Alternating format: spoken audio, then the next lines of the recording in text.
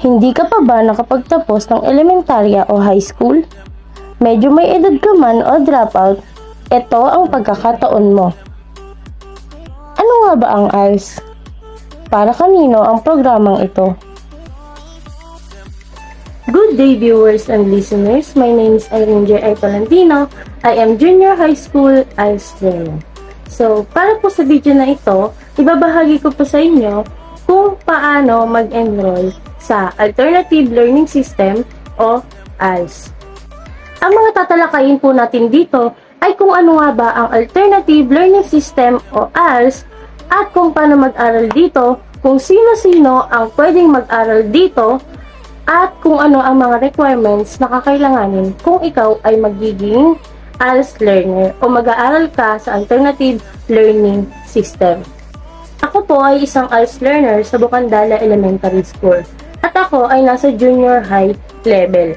Marahil ay nagtataka kayo kung bakit ako nasa paaralan ng elementarya, subalit ako ay isang junior high level. Kaya samahan niyo po akong alamin ang mga detalye na kakailangan ninyo kung kayo ay mag-aaral sa Alternative Learning System.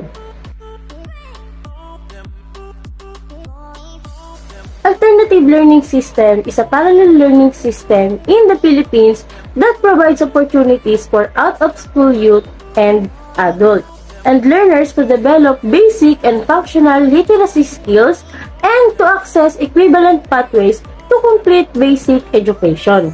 Bagamat mas maraming Pilipino na ang nakakapag-aral ngayon kumpara sa nakaraang mga dekada, ay marami pa rin ang mga Pilipino na hindi nakakapag-aral sa iba't ibang klase ng dahilan. Kagaya na lamang ng mga nag-drop out o walang malapit na paaralan sa kanilang lugar, meron din naman na mas inuuna nila ang kanilang pagtatrabaho dahil mas kailangan nila ng pera kesa ang mag-aral.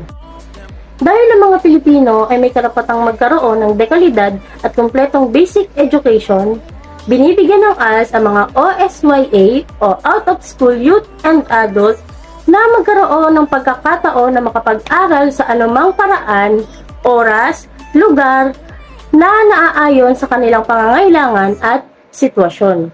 Kagaya na lamang nitong ibinahagi ni Lola Rosemary Ranyola. Ang sabi niya dito, nag-enroll ako sa ALS dahil pwede mag-aral dito kahit sino man. Walang pinipili. Naging pabor sa akin ang ALS dahil flexible ang oras at paraan ng pag-aaral dito. Maaari kong pagsabayin ang aking pag-aaral at magagampanan ko pa rin ang aking tungkulin bilang ina at lola sa aking mga apo. Para kanino ba ang Alternative Learning System o ALS? Isa ka bang out-of-school children na ang edad ay 12 taon pataas?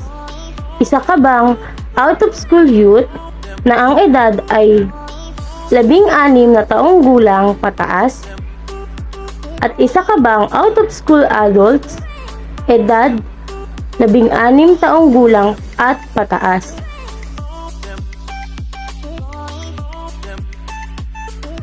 Ano-ano ang mga requirements na kakailanganin kung ikaw ay mag-enroll sa Alternative Learning System?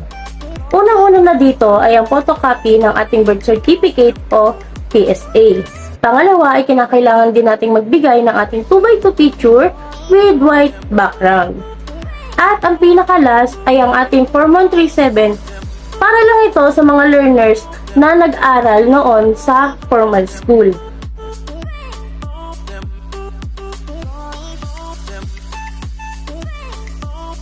May bayad ba ang pag-aaral sa Alternative Learning System?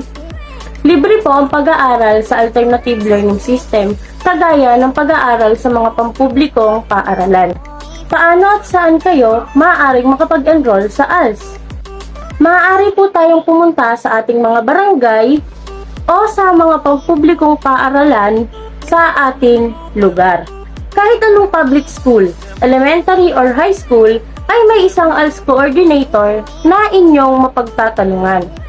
Maaari rin po tayong magtungo sa ating mga city hall upang mai-recommend tayo sa pinakamalapit na CLC sa ating mga tahanan. Ang CLC po ay Community Learning Center ng Alternative Learning System.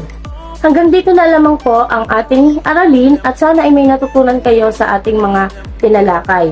Ginawa ko po ang video na ito upang ma-encourage ang iba na katulad ko na naisip pagpatuloy ang kanilang pag-aaral. Huwag na huwag po tayong matakot na muling sumubok. Dahil sa ALS, may pag-asa.